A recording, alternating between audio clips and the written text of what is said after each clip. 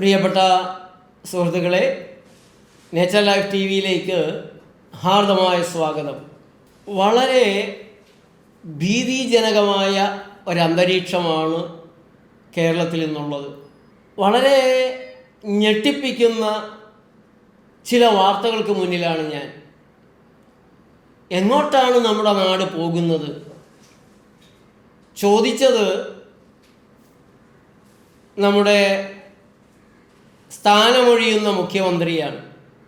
പക്ഷെ കഴിഞ്ഞ 10 കൊല്ലത്തെ ഭരണത്തിൻ്റെ നേട്ടങ്ങളിൽ പെടുത്താവുന്നതാണ് ഈ കാര്യങ്ങളെന്നും കൂടെ പറഞ്ഞാൽ അങ്ങനെ നിഷേധിക്കാൻ സാധിക്കുകയില്ല. 19 വയസ്സുള്ള ഒരു കുരുന്ന് ചെറുപ്പക്കാരൻ, അവൻ്റെ പേര് തേജസ് എന്നാണ്. കൊല്ലം ജില്ലയിലെ മുഖത്തല കിഴവൂരുള്ള ചെമ്പകശ്ശേരി ക്ഷേത്രത്തിൽ ഉത്സവമായിരുന്നു. ആ ഉത്സവത്തോടനുബന്ധിച്ച് കെട്ടുകാഴ്ചയുണ്ടായിരുന്നു. ഞാൻ ആ വാർത്ത ഒന്ന് വായിക്കാം. വായിക്കുന്നവരുടെ കരൾ തകരുന്ന വാർത്തയാണ്.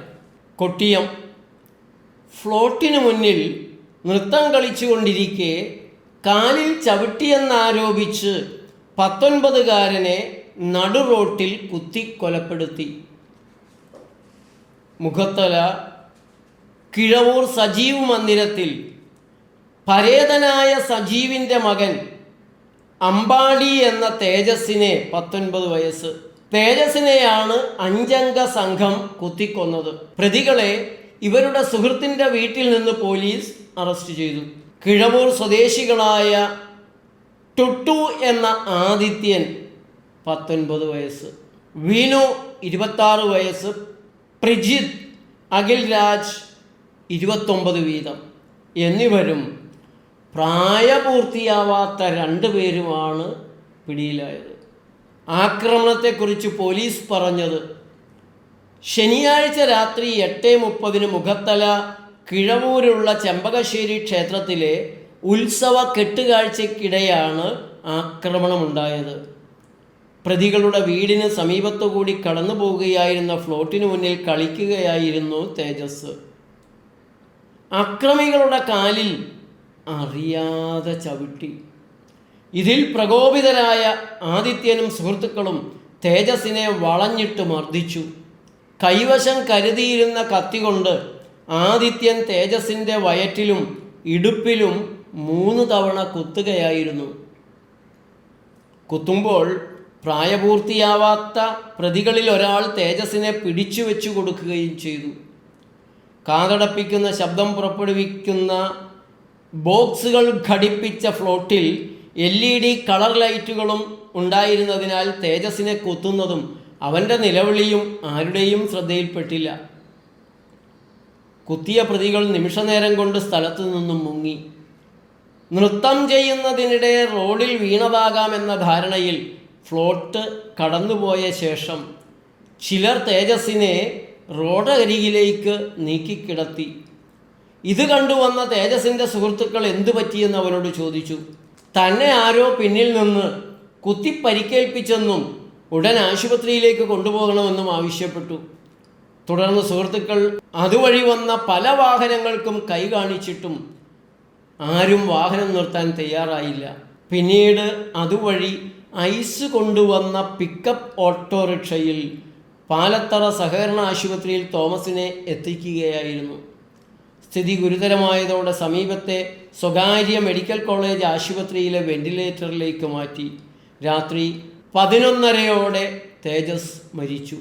2026 മാർച്ച് 29 മനോരമ ഓൺലൈനിൽ വന്ന വാർത്തയാണ്. എന്താണ് നിങ്ങൾക്കിത് കേട്ടിട്ട് തോന്നുന്നത്? പ്രായപൂർത്തിയാവാത്ത കുട്ടികളും 19 തുടങ്ങി 26 വയസ്സ് വരെയുള്ള കുട്ടികളും, അവരെ വേണമെങ്കിൽ ചെറുപ്പക്കാരെന്ന് വിളിക്കാം, കത്തി കൊണ്ട് നടക്കുന്നവരാണ്. അറിയാതെ ഒരു ഫ്ലോട്ട് അവിടെ എല്ലാവരും നിന്നിട്ട് നൃത്തം വയ്ക്കുന്ന യുവാക്കള് ആഘോഷ ലഹരിയിലാണ് നൃത്തം വയ്ക്കുക. തേജസ് ഒരു മദ്യപാനിയോ അങ്ങനെ ഒന്നും ആവാൻ സാധ്യതയില്ല. ആ നൃത്തം വയ്ക്കുന്നതിനിടയിൽ അറിയാതെ ഒന്ന് കാലിൽ ചവിട്ടിപ്പോയി. അതിന് കത്തിയെടുത്ത് കുത്തുക, പ്രായപൂർത്തിയാവാത്ത 2 പേര് പിടിച്ചു നിർത്തി കൊടുക്കുക. എങ്ങനെയാണ് നമ്മൾ പുറത്തിറങ്ങി നടക്കുക? എങ്ങനെയാണ് നമ്മുടെ കുഞ്ഞുങ്ങളെ നമ്മൾ സ്കൂളുകളിലേക്കും കോളേജിലേക്കും? സിദ്ധാർത്ഥൻ്റെ കാര്യം മനസ്സിൽ ഓർമ്മ വരികയാണ്. പുറത്ത് വഴിയിലൂടെ നടക്കാൻ എങ്ങനെയാണ് സാധിക്കുക? കൊല്ലത്ത് തന്നെ വഴിയിൽ നിന്ന കുട്ടിയെ തട്ടിക്കൊണ്ടുപോയ ഒരു കഥയും നമ്മൾ വായിച്ചു. അതും വലിയ ക്രിമിനൽ സംഘമൊന്നുമല്ല, സ്ത്രീകളടങ്ങിയ സംഘം. അന്തസ്സായി ജീവിക്കുന്നു എന്ന് സമൂഹം കരുതുന്ന ആളുകൾ. ഇനി മറ്റൊരു വാർത്ത ഞാൻ നിങ്ങളുമായി പങ്കുവയ്ക്കാം. സന്തോഷ് ട്രോഫി ഫുട്ബോൾ മുൻ താരം MDMAയുമായി അറസ്റ്റിൽ. ആളുടെ ഫോട്ടോ എല്ലാം മാതൃഭൂമി നൽകിയിട്ടുണ്ട്. പ്രതി ടൈറ്റാനിയം കമ്പനിയിലെ സീനിയർ സൂപ്രണ്ട്. എങ്ങനെയുണ്ട്? നമ്മൾ മയക്കുമരുന്ന് ഉപയോഗിക്കുന്നത്, മയക്കുമരുന്ന് കച്ചവടം നടത്തുന്നത് ഒക്കെ ഒരുവിധം താഴ്ന്ന നിലയിൽ ജീവിക്കുന്ന ആളുകളൊക്കെയാണ് എന്ന ഒരു ധാരണ വെച്ച് പുലർത്തുന്ന ആഢ്യന്മാരാണ്. ഇതാ ഒരു മഹാ ആഢ്യൻ, ട്രാവൻകൂർ ടൈറ്റാനിയം കമ്പനിയിലെ senior superintendent, Santosh trophy football മുൻ താരം MDMAയുമായി അറസ്റ്റിലായിരിക്കുകയാണ്. തിരുവനന്തപുരം സന്തോഷ് ട്രോഫി ഫുട്ബോൾ മുൻ താരത്തെ 4 ഗ്രാം MDMAയുമായി എക്സൈസ് അറസ്റ്റ് ചെയ്തു. Poonthura SM lock NKP line TC 48/1179 Najeeb ഖാനെയാണ്, 50 വയസ്സ്. Excise special squad inspector Arun അശോകിൻ്റെ നേതൃത്വത്തിലുള്ള സംഘം നഗരത്തിലെ ഹോട്ടലിൽ നിന്ന് അറസ്റ്റ് ചെയ്തത്. എങ്ങനെയാണ് നമ്മുടെ കുഞ്ഞുങ്ങൾ, നമ്മുടെ ഭാവി തലമുറ ഇതുപോലുള്ള രാക്ഷസന്മാരുടെ മുന്നിൽ? നല്ല ശമ്പളമുള്ള ജോലി, സമൂഹത്തിൽ അന്തസ്സുള്ള സ്ഥാനം, എന്നിട്ടും അയാൾ ലഹരി കടത്തുകയാണ്, മയക്കുമരുന്ന് കടത്തുകയാണ്. ഉന്നത ശ്രേണിയിലുള്ളവരാണ് ഇയാളുടെ ഇടപാടുകാർ. നമ്മുടെ പല സിനിമാ താരങ്ങളെക്കുറിച്ചും നമുക്കറിയാം. പക്ഷേ നമുക്കെല്ലാം ഒരു ധാരണ, അതൊക്കെ ഈ താഴ്ന്ന നിലയിൽ ജീവിക്കുന്ന ആളുകളുടേതാണ് ഈ തരത്തിലുള്ള മയക്കുമരുന്നുകൾ. നഗരങ്ങളിൽ നടക്കുന്ന DJ പാർട്ടികൾ, കോളേജ് ക്യാമ്പസുകളിൽ ഒരു പാർട്ടിയുടെ വിദ്യാർത്ഥി പ്രസ്ഥാനം തന്നെ വ്യാപകമായി മയക്കുമരുന്ന് കച്ചവടമാണെന്ന് കേൾക്കുന്നുണ്ട്. ആരോപണങ്ങൾ ഉത്തരവാദിത്വമുള്ള രാഷ്ട്രീയ നേതാക്കൾ തന്നെയാണ് പറയുന്നത്. എങ്ങനെയാണ് നമ്മുടെ കുഞ്ഞുങ്ങളെ നമുക്ക് പുറത്തിറക്കി വിടാൻ സാധിക്കുക? ഏതെല്ലാം വഴിയിലൂടെയാണ് അവരുടെ ജീവിതത്തെ നരകത്തിലേക്ക് വലിച്ചിഴക്കുന്ന ഇരുട്ടിൻ്റെ ശക്തികൾ, ചെകുത്താൻ്റെ ശക്തികൾ പ്രവർത്തിക്കുന്നത്? മറ്റൊരു വാർത്ത, കൊല്ലങ്കോട് റോഡരികിൽ കാലുകൾ ചങ്ങലയിട്ട് പൂട്ടിയ നിലയിൽ സ്ത്രീയെ കണ്ടെത്തി.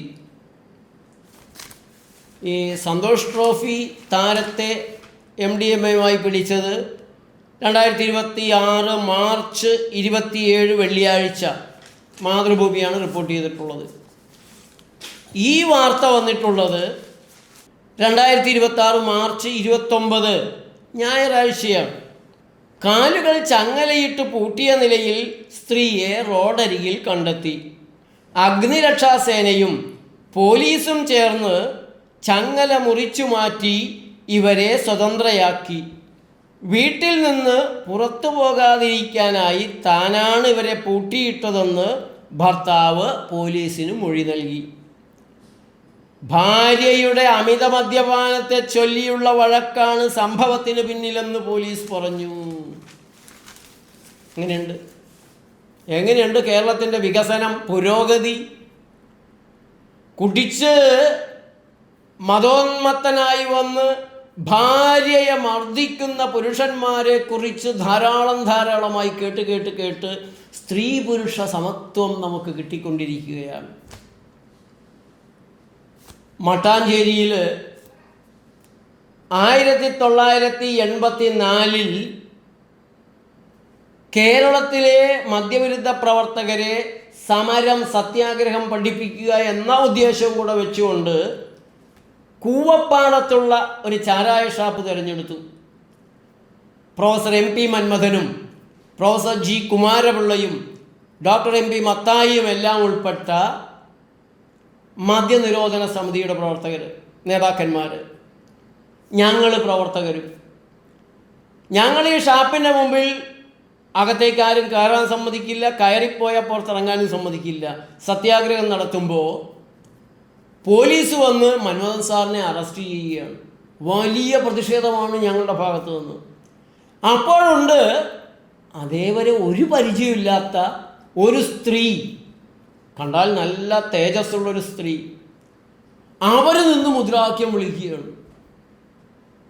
ഞങ്ങൾ വിളിച്ച മുദ്രാവാക്യം ഏറ്റുവിളിച്ച് അവർ വീണ്ടും ആദ്യം വിളിക്കുകയാണ്. ഞങ്ങളും കൂടെ വിളിച്ചു. മൻമോഹൻ സാറിനെ പോലീസ് ജീപ്പിൽ കയറ്റി കൊണ്ടുപോയതിനു ശേഷം ഞങ്ങൾ അവരെ പരിചയപ്പെട്ടു.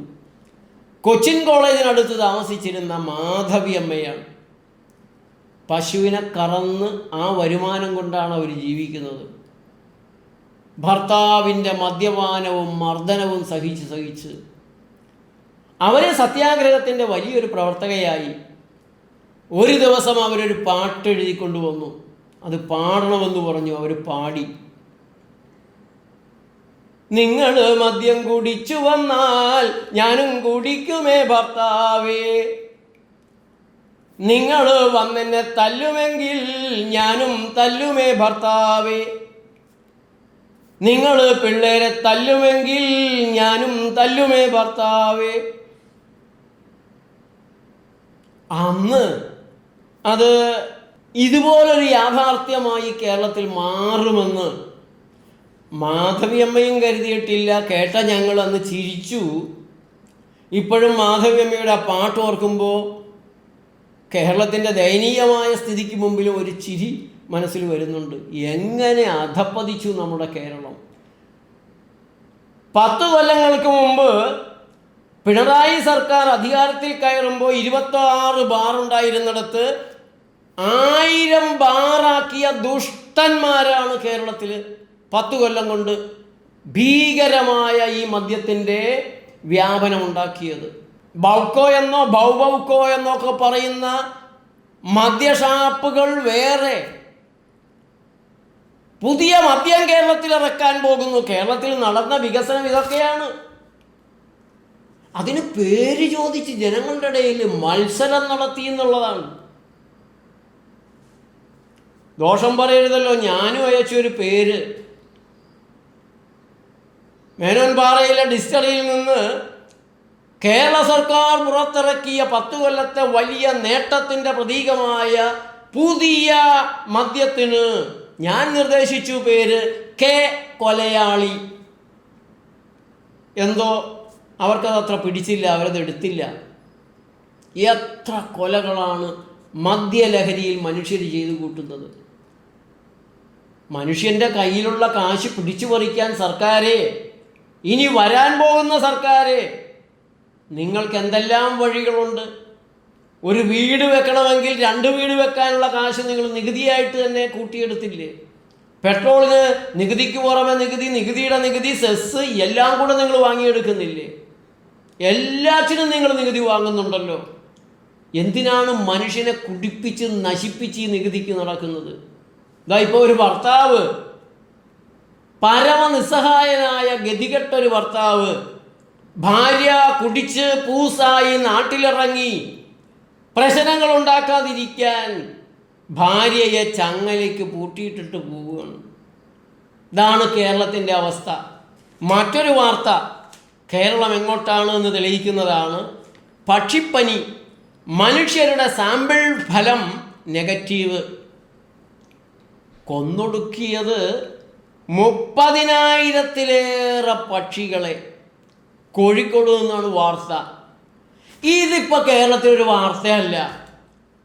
ഇത് കോഴിക്കോട് കോഴി വളർത്തൽ കേന്ദ്രത്തിൽ മാത്രമല്ല, വീടുകളിൽ കയറി വീടുകളിൽ വളർത്തിയിരുന്ന കോഴികളെ കൂടെ കോമാളി വേഷധാരികൾ കൊന്നൊടുക്കി. കൊന്നു കഴിഞ്ഞിട്ട് അതിനൊക്കെ കൊണ്ടുപോകുന്നത് കാണണം. ഓസ്ട്രേലിയയിലൊക്കെ ആസ്ബെസ്റ്റോസിൻ്റെ ഒരു കഷണം ഇവിടെ പറമ്പിൽ കണ്ടു എന്ന് പറഞ്ഞാൽ ഇതുപോലെ വേഷധാരികൾ വന്ന് അത് ഭയങ്കരമായിട്ട് പൊതിഞ്ഞ് കവചിതമായ വാഹനങ്ങളിൽ കൊണ്ടുപോകുകയാണ്. ആസ്ബസ്റ്റോസ് ക്യാൻസർ ഉണ്ടാക്കും എന്നുള്ളത് കൊണ്ട്. ഇവിടെ ആസ്ബസ്റ്റോസിൻ്റെ ഷീറ്റുകൾക്കിലാണ് മനുഷ്യർ താമസിക്കുന്നത്, അതിനൊന്നും ഒരു കുഴപ്പമില്ല. പക്ഷെ രോഗം ഉണ്ടാക്കുന്നത് മുഴുവൻ കോഴിയും പന്നിയും പശുവും ആടും എലിയും പിന്നെ കൊതുകുമാണ്. ജില്ലയിലെ വിവിധ ഭാഗങ്ങളിൽ പക്ഷിപ്പനി സ്ഥിരീകരിച്ച സാഹചര്യത്തിൽ ഇതുവരെ കൊന്നൊടുക്കിയത് കോഴികൾ ഉൾപ്പെടെ 30,000-ലേറെ. മനുഷ്യരിൽ നിന്ന് ശേഖരിച്ച 8 സാമ്പിളുകൾ പക്ഷിപ്പനി പരിശോധനയിൽ നെഗറ്റീവായതായി medical officer doctor K Rajaram അറിയിച്ചു.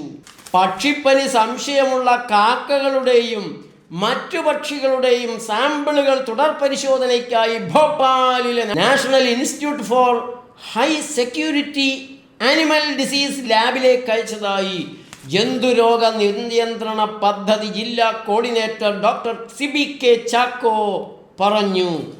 ആദ്യഘട്ടത്തിൽ പക്ഷികളെ കൊന്നൊടുക്കലിന് ശേഷം ബാക്കിയുള്ളവയെ നശിപ്പിക്കുകയും അണുനശീകരണം നടത്തുകയും ചെയ്യുന്ന മോപ്പിംഗ് പ്രവർത്തനങ്ങളും നടക്കുന്നുണ്ട്. ആദ്യഘട്ടത്തിൽ പക്ഷികളെ കൊന്നൊടുക്കും, ബാക്കിയുള്ളവരെ നശിപ്പിക്കും. കൊല്ലില്ല കേട്ടോ, നശിപ്പിക്കും. എന്താ ഇത് വെള്ളിരിക്ക പട്ടണമാണ്?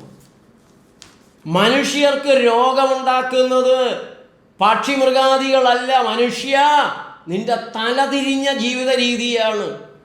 നീ ശ്വസിക്കുന്ന അന്തരീക്ഷ മലിനീകരണമാണ് നിന്നെ രോഗിയാക്കുന്നത്.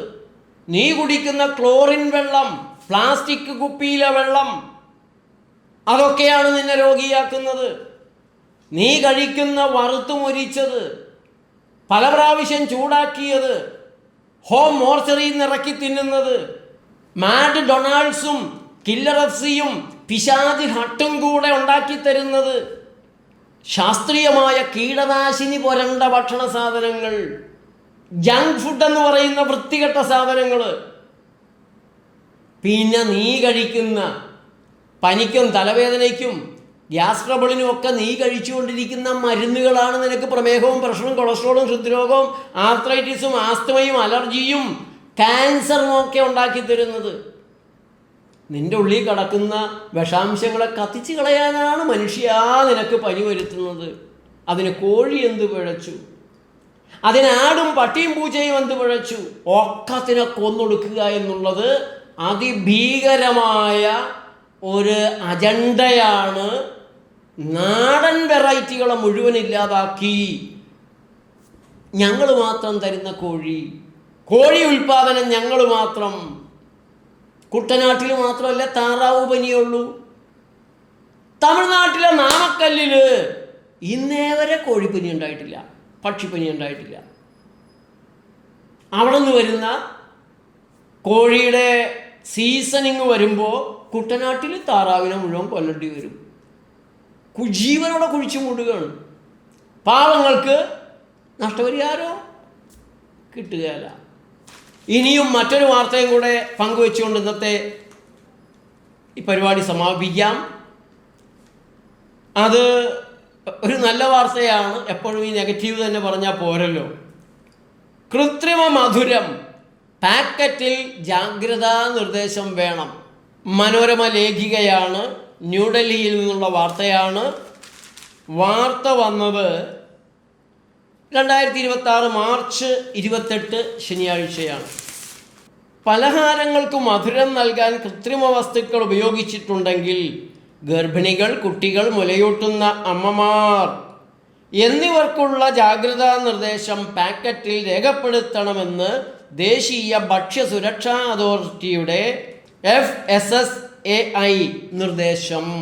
കുട്ടികൾക്കുള്ള ഭക്ഷ്യോൽപ്പന്നങ്ങളിൽ എത്ര പേർക്ക് നൽകാമെന്ന സെർവിങ് നിർദ്ദേശം പാക്കറ്റിൽ നിന്ന് ഒഴിവാക്കി.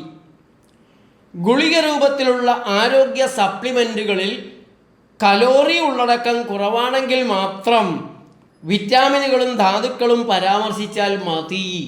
അതൊക്കെ എന്താണെന്ന് മനസ്സിലാവണില്ല. അതൊക്കെ ഉൽപാദകർക്ക് വേണ്ടിയിട്ടുള്ള നിർദ്ദേശങ്ങളാണോ? 100 ചതുരശ്ര സെൻറ്റിമീറ്ററിൽ താഴെയുള്ള പാക്കേജുകളിൽ FSSAI ലോഗോ വേണ്ട.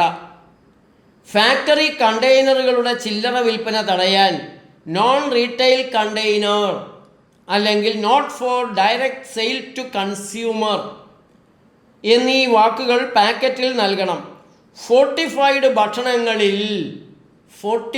ഭക്ഷണ സാധനങ്ങളിൽ എന്ന് വെച്ചാൽ അരിയിലിപ്പോൾ ഇരുമ്പ് ചേർക്കുന്നുണ്ട്, ഫോളിക് ആസിഡ് ചേർക്കുന്നുണ്ട്, ഉപ്പിൽ അയഡിൻ ചേർക്കുന്നുണ്ട്. ആഹാരത്തെ മരുന്നാക്കി ഉപയോഗിച്ച് കൂടുതൽ രോഗങ്ങൾ ഉണ്ടാക്കിയെടുത്ത് വലിയ മരുന്നുകൾ വിൽക്കാനുള്ള ഒരു കുതന്ത്രമാണ് ഫോർട്ടിഫൈഡ് ഭക്ഷണ സാധനങ്ങളിലുള്ളത്. ഫോർട്ടിഫൈഡ് ഭക്ഷണങ്ങളിൽ പാക്കറ്റിലെ ലോഗോയ്ക്കൊപ്പം ഫോർട്ടിഫൈഡ് എന്ന് നൽകണമെന്നും SSSAI നിർദ്ദേശിക്കുന്നു. മാറ്റങ്ങൾ അടുത്ത വർഷം ജൂലൈ 1 മുതൽ പ്രാബല്യത്തിൽ വരും. എത്രയോ കാലമായിട്ട് ഞങ്ങൾ പറയുന്നതാണ്, കൃത്രിമ മധുരങ്ങളാണ് ഈ പാക്കറ്റ് ഭക്ഷണ സാധനങ്ങളിലുള്ളത്, കഴിക്കരുത്. ഇപ്പോഴും കഴിക്കരുതെന്ന് അവർ പറയുന്നില്ല, ഒരു മുന്നറിയിപ്പ്. അല്ലെങ്കിൽ നമ്മൾ ശർക്കര വയ്ക്കുമ്പോൾ ആ ഭരണിക്ക് പുറത്ത് ഇത് ശർക്കരയല്ല മാരക വിഷമാണെന്ന് എഴുതിയൊരു സ്റ്റിക്കർ ഒട്ടിച്ചാൽ എറുമ്പുകൾ അത് കഴിക്കാതിരിക്കും പേടിച്ചിട്ട് എന്ന് പറയുന്നത് പോലെ ഒരു മുന്നറിയിപ്പ് വേണം. അത്രയൊക്കെ ഉള്ളൂ എങ്കിലും അത്രയെങ്കിലും ആയല്ലോ എന്ന് ആശ്വസിക്കാം. ഫോർട്ടിഫൈഡ് ഭക്ഷണ സാധനങ്ങളുടെ മുന്നിൽ ഫോർട്ടിഫൈഡ് ആയാലും പാക്കറ്റ് ആയാലും നല്ല ഭക്ഷണം പോലും പാക്കറ്റിൽ വന്നാൽ സൂക്ഷിക്കണം. ഏതായാലും അതിന് ഒരു മുന്നറിയിപ്പ് വരുന്നത് നല്ല കാര്യം തന്നെയാണ്. സർക്കാരിൽ നിന്ന് ഇത്രയൊക്കെ നടക്കുകയുള്ളൂ, പടിപടിയായേ അവർക്ക് എന്തെങ്കിലും ചെയ്യാൻ പറ്റുള്ളൂ. കാരണം ഈ പാക്കറ്റിൽ ഭക്ഷണം ഉണ്ടാക്കുന്ന ആളുകളൊക്കെ വളരെ ശക്തരായ ആളുകളാണ്. ഏതായാലും പ്രിയപ്പെട്ട സുഹൃത്തുക്കളെ, ഈ ദിവസങ്ങളിൽ എൻ്റെ ശ്രദ്ധയിൽ വന്ന ചില വാർത്തകൾ, ഞടുക്കമുണ്ടാക്കുന്ന വാർത്തകൾ. എങ്ങോട്ടാണ് നമ്മൾ പോകുന്നത്? കേരളത്തിൻ്റെ ഭാവി എന്താണ്? ഗൗരവമായി നമ്മൾ ആലോചിക്കണം. ഏത് സർക്കാർ വന്നും ഭരിച്ചോട്ടെ, പക്ഷെ മര്യാദയ്ക്ക് മനുഷ്യരുടെ ബലഹീനതകളെ ചൂഷണം ചെയ്യാതെ, മുതലെടുക്കാതെ, അവരെ ആരോഗ്യപരമായി, മാനസികമായും ശാരീരികമായും സാമൂഹ്യമായും ആരോഗ്യത്തിൻ്റെ മേഖലയിലേക്ക് നയിക്കാൻ വരുന്ന സർക്കാരുകൾക്ക് ജാഗ്രതയുണ്ടാവട്ടെ. നമ്മുടെ ബലഹീനതയെ മുതലെടുത്ത് പണമുണ്ടാക്കാനിരിക്കുന്ന ചൂഷക വർഗത്തെ അധികാരത്തിലെത്തുന്നതിൽ നിന്ന് തടയുക എന്നുള്ളത് പൗരധർമ്മമാണ്. ആ പൗരധർമ്മം നിരന്തരമായി അധികാരം തെറ്റായി ഉപയോഗിക്കുന്നതിനെ ചെറുത്തുകൊണ്ടിരിക്കാനുള്ള ബാധ്യതയും പൗരന്മാർക്കുണ്ട്. അവിടെ പീഡനങ്ങൾ ഉണ്ടായേക്കാം, അത് സഹിക്കാൻ കൂടെ തയ്യാറായാലാണ് ജനാധിപത്യം അർത്ഥവത്താക്കുക. നന്ദി, നമസ്കാരം.